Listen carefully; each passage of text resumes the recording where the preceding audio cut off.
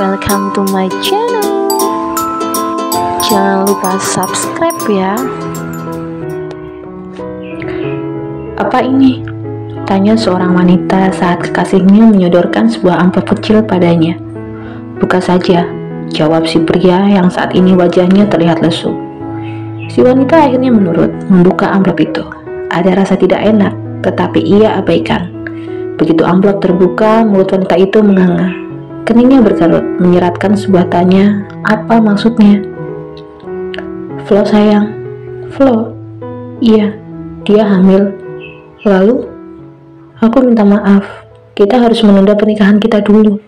Kekasih Flo kabur, dia tidak mau bertanggung jawab, dan aku tidak mungkin meninggalkannya.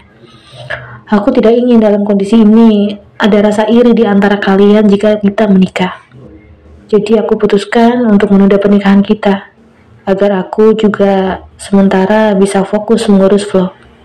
Lagi, kejadiannya seperti 1 tahun yang lalu. Rencana pernikahan mereka gagal karena Flo.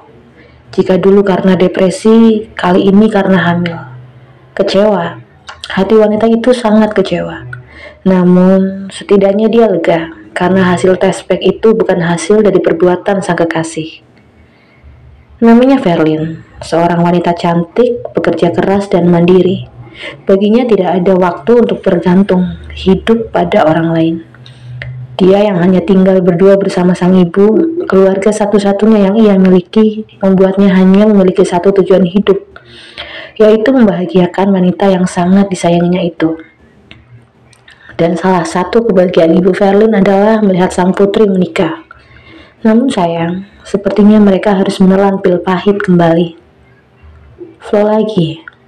Aku minta maaf, tapi sungguh, aku tidak bisa mengabaikan ini, ucap pria itu, penuh dengan rasa bersalah.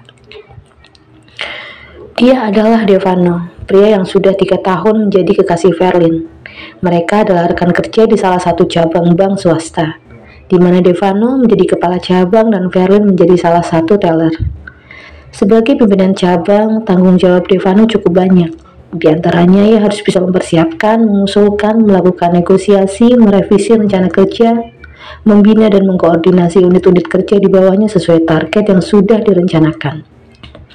Memfungsikan semua unit kerja dalam melaksanakan tugas sesuai strategi dan memberikan pelayanan agar nasabahnya merasa puas.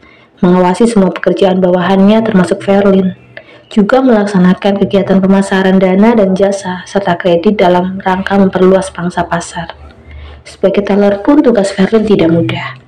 Sebagai bagian yang langsung berhadapan dengan nasabah, ia harus selalu terlihat segar, enak dilihat, harus selalu ramah, apapun masalah dan kondisi yang sedang dialami dan dirasakannya. Ia pun harus teliti dalam menghitung uang, karena memang tugasnya melayani penarikan, transfer, dan penyetoran uang dari pelanggan atau nasabah. Selain itu, tugas Verlin adalah melakukan pemeriksaan kas yang menghitung transaksi harian. Jadi, wanita itu harus selalu cermat, tidak boleh ceroboh sedikit pun. Mereka menjalin hubungan setelah setahun mereka dekat. Verlin yang sudah berusia matang tentu saja sudah ingin menikah. Tahun lalu mereka juga sudah memiliki rencana. Sayang, gagal. Dan kali ini pun terancam gagal lagi. Jangan salahkan Devano yang sangat menyayangi Flo, sang adik. Nyawa pun rela dia berikan. Verlin mengembuskan napas. Iya, aku tahu. Meskipun kecewa, ia bisa apa selain memakluminya. Aku janji setelah Flo melahirkan, kita akan segera menikah. Verlin hanya bisa menanggapi dengan senyum yang dia paksakan. Cantik, cerdas, humble, penuh perhatian. Siapa yang tidak akan terpesona pada wanita sepertinya? Selain itu, dia juga mandiri, serba bisa. Rasanya tanpa seorang pria pun ia akan tetap bisa hidup. Namanya Verlin. 4 tahun lalu ia masih berusia 24 tahun. 4 tahun lalu juga ia mulai bekerja sebagai teller di sebuah cabang bank swasta yang Devano pimpin. Pulang bareng yuk Ver, ajak Devano. Untuk pertama kali setelah beberapa bulan mereka kenal. Verlin sedang merapikan kabin teller. Ia pun tersenyum. Nanti saya merepotkan Bapak. Kalau saya merasa akan direpotkan, buat apa saya ajak kamu pulang? Verlin mengangguk-angguk. Bagaimana? Baiklah, Karena paksa, saya mau pulang bareng Bapak. Belum selesai mengucapkan kalimat, Devano memotongnya. Apa saya memaksa kamu? Wanita yang rambutnya dicipol itu mencepikan bibir. Saya ke toilet dulu. Apa Bapak mau menunggu? Tentu saja, saya tunggu di parkiran ya. Iya Pak. Verlin ke toilet yang berada di dalam ruangan, sedangkan Devano keluar menuju parkiran. Sejak saat itulah hubungan mereka semakin akrab.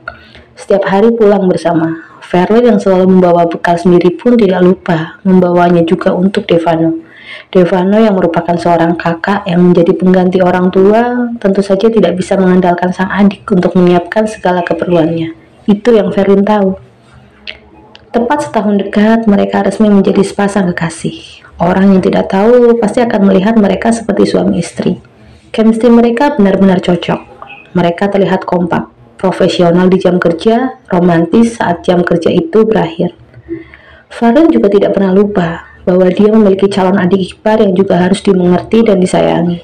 Tidak jarang pulang kerja, ia mampir ke rumah Devano hanya sekedar untuk masak dan makan malam bersama. Ibu Verlin tidak keberatan dengan apa yang sang putri lakukan. Dia menganggap hal itu memang penting juga, apalagi mereka kelak akan menjadi satu keluarga. Verlin sedang memasak di dapur milik Devano kala itu, saat tangan pria itu memeluknya dari belakang. Wanita yang masih menggunakan kemeja dan rok sepan di balik apron yang dikenakannya merasa kegelian saat hidung Devano mengendus leher belakangnya. Ngapain sih kamu? Jangan ganggu aku nanti masakanku gosong, tegur Verlin sambil tetap memotong tomat yang akan dimasukkan ke kuah sup yang sedang ia didihkan. Gosong-gosong juga enak, jawab Devano, masih tetap fokus pada leher kekasihnya. Kini bibirnya yang bekerja. Jangan gitu dong sayang, gak enak kan kalau dilihat Flo. Dia lagi sibuk di kamar. Verlin memasukkan tomat ke dalam kuah sup. Tes rasa. Setelah dirasa pas, ia membereskan peralatan masak yang sudah tidak lagi dibutuhkan. Tangan Devano masih bertengger melingkar di pinggang wanita yang memiliki tinggi 162 cm itu. Ia mengikuti kemana sang kekasih melangkah. Kiss me please, rengek Devano. Verlin membalik badan. Kamu tuh kayak anak kecil tahu nggak? Aku nggak sabar buat nikahin kamu. Senyum terpi di bibir wanita yang kini mengalungkan tangan di leher pria yang begitu dicintainya. Satu kecupan mendarat di bibir pria itu. Saat Verlin memundurkan kepalanya, Devano justru mendorong leher belakang wanita itu hingga bibir mereka kembali bersentuhan. Kali ini bukan hanya kecupan, lebih dari itu. Cinta yang menggebu membuat mereka lupa di mana mereka berada. Tanpa mereka tahu, ada sepasang mata milik Flo yang sejak tadi memperhatikan. Tepat saat usia hubungan 2 tahun, mereka berencana untuk menikah. Ibu Verlin juga sudah setuju. Verlin sangat bahagia ketika sang pujaan hati melamarnya. Rencananya 3 bulan lagi mereka akan menikah. Namun sebuah kenyataan mereka dapat. Flo mendapat masalah dengan sang kekasih hingga membuatnya depresi. Itu yang Verlin tahu. Kekecewaan Verlin dapat ketika ia harus mengalah dengan membatalkan rencananya untuk menikah. Namun ia harus berusaha untuk berbesar hati.